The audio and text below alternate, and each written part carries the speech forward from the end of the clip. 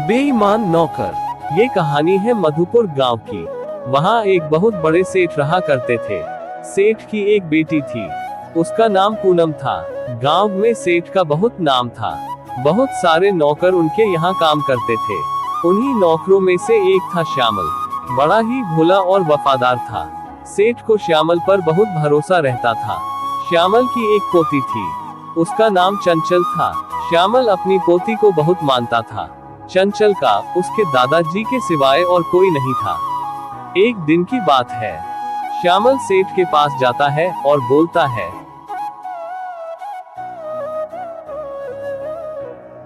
सेठ जी, मुझे आपसे 2 दिन की छुट्टी चाहिए थी।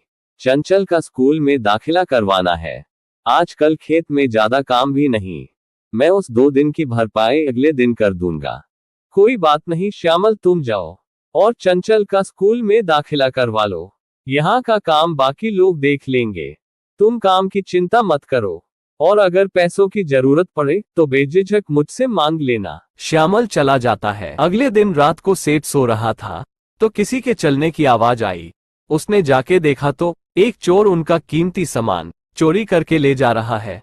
वो चोर को पकड़ने की कोशिश करते हैं, पर चोर भाग जाता है। पर सेठ शांति से बैठने वालों में से नहीं था।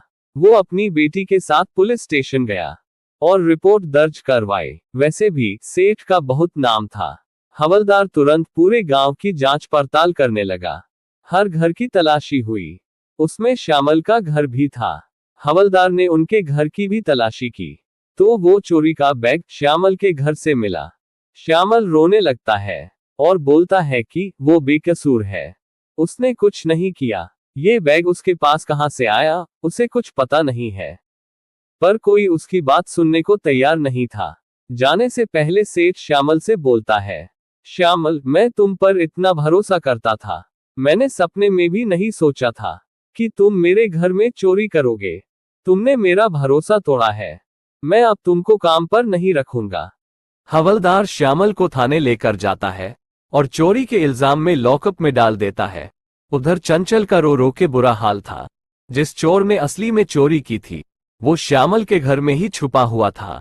वो सब देख रहा था, पर डर के मारे वो सामने नहीं आया। वो चंचल के पास जाता है और उससे रोने का कारण पूछता है। तब चंचल बोलती है, मेरे बाबा निर्दोष हैं, उन्होंने कुछ नहीं किया। रात दिन ईमानदारी से काम करके वो मेरा ख्याल रखते थे।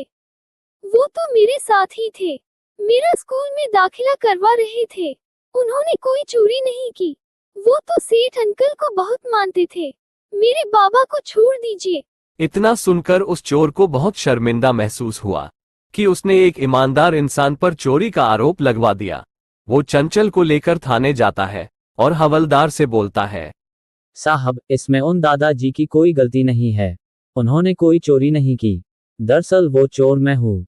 मैंने ही सेठ के घर चोरी की थी और श्यामल दादा के यहाँ जाके छुप गया था, जिससे आप सबको लगा कि उन्होंने चोरी की है। आप उन्हें छोड़ दीजिए, मैं अपने किए पर शर्मिंदा हूँ। हवलदार सेठ को थाने में बुलाता है और सारी बात बताता है। हवलदार असली चोर को अंदर कर देता है और श्यामल को बाहर निकाल देता है। फिर सेठ श्यामल से बोलता है, मुझे माफ कर दो श्यामल, मुझे तुम पर भरोसा रखना चाहिए था। मैंने गलती की है, मुझे माफ कर दो। सीख, कई बार हमारा आंखों देखा सच नहीं होता है। हमें सच को सामने रखना पड़ता है। किसी के कही हुई बातों पर अपने सालों के भरोसे को पल भर में खत्म नहीं कर देना चाहिए। हर इंसान को अपनी बात रखने का मौका मिलना चाहिए, तभी झूठ सच के सामने फीका पड़ेगा। और ईमानदार इंसान के ऊपर बेईमानी का आरोप लगाने से पहले सोचना चाहिए, क्योंकि उसकी सारी पूंजी उसका ईमानदार होना है। वो उसकी सालों की मेहनत है।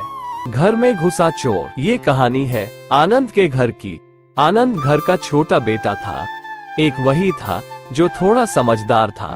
आनंद के परिवार में 7 लोग थे, भैया, भाभी, बहन, माता पिता, आनंद और उसकी पत्नी शीतल। जैसा खुशल मंगल परिवार ये दिख रहा है, वो बस आपकी आंखों का धोखा है। आइए असली नजारा दिखाते हैं। आनंद, ओ आनंद, कहाँ हो? तब से बुला रही हूँ, सुनाई नहीं दे रहा।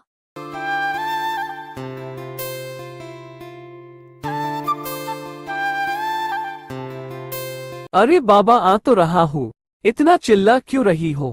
क्या बात है, बोलो। हा, अच्छा जी, मैं चिल्ला रही हूँ। पिछले महीने आपने वादा किया था कि मुझे बाहर घुमाने लेकर जाएंगे। आपको याद भी है कि नहीं? वो भी भूल गए होंगे। हाय रे मेरी फूटी किस्मत। अच्छी खासी दिखती हूँ, पता नहीं कहाँ से ये लंगूर मिल गया। जाओ अपनी माता श्री की ही सेवा करो बस। अरे, तू मुझे क्या दोष देती है? अब भला मैंने क्या किया? बोल तो ऐसे रही है जैसे मुझे हमेशा घुमाने लेकर जाता हो। 4 धाम की तो छोड़ो, कभी पास के मंदिर तक भी नहीं ले जाता। बस करिए आप दोनों। मैं अगर आप लोगों को घुमाता फिरूं तो काम क्या मेरे पर दादा आके करेंगे? आप लोगों को कहीं जाना हो तो साथ में चले जाया करिए। मेरे पास इतना समय नहीं कि आप लोगों को घुमाता फिरूं। अरे सासू माँ, क्या घर की जिम्मेदारी सिर्फ मेरी है क्या? खाना मैं बनाऊं, बर्तन मैं मांजूं, झाड़ू पोछा मैं करूं। मैं ही यहाँ अपनी डोली लेकर नहीं आई। आपकी वो छोटी बहू, उसे कोई काम करना भी है कि खाली घूमना है? बाप रे, दिन भर सब झगड़ते रहते थे, कोई किसी की नहीं सुनता था। ऐसा लगता था कि घर नहीं कोई चिड़ियाघर हो जिसमें हर प्रकार के जानवर हो। ऐसा ही रोज चलता था। जब ज्यादा झगड़ा हो जाए तो सब एक दूसरे से बात करना ही बंद कर देते थे। इसी मौके का फायदा उठाया राजीव ने।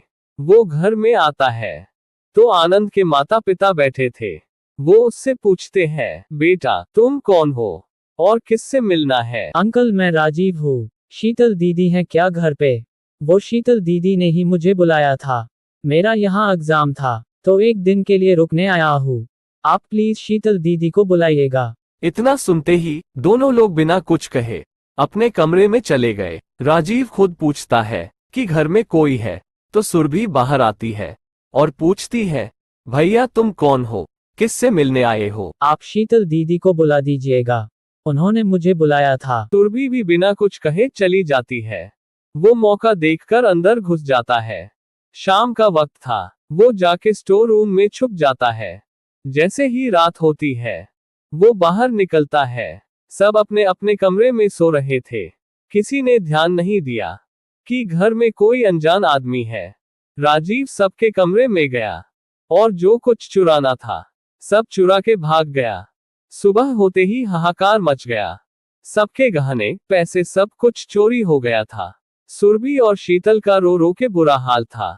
आनंद सोचने लगा, आते वक्त तो उसने दरवाजा बंद किया था और दरवाजा टूटा भी नहीं, तो चोर अंदर आया कैसे?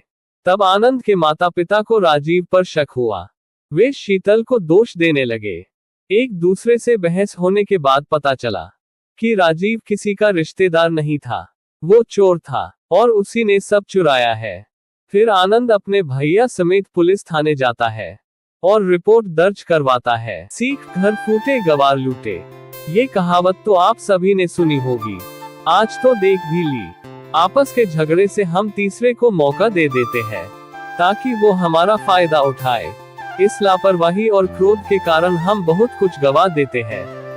कहा जाता है कि जहाँ 4 बर्तन हो वहाँ आवाजें आती ही है। मतलब जहाँ 4 लोग हो वहाँ थोड़ा बहुत झगड़ा होता ही है। पर इतना थोड़ी ना होना चाहिए कि कोई तीसरा इसके मजे ले। अब हर कहानी का एंड अच्छा थोड़ी ना होता है।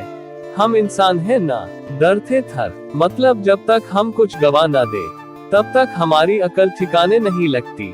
चाहे कोई कितना भी समझा दे, नहीं समझेंगे इसकी हम गांठ बांध लेते हैं। विनती है कि आप पहले ही समझ जाए, वरना कहीं ज्यादा देर न हो जाए।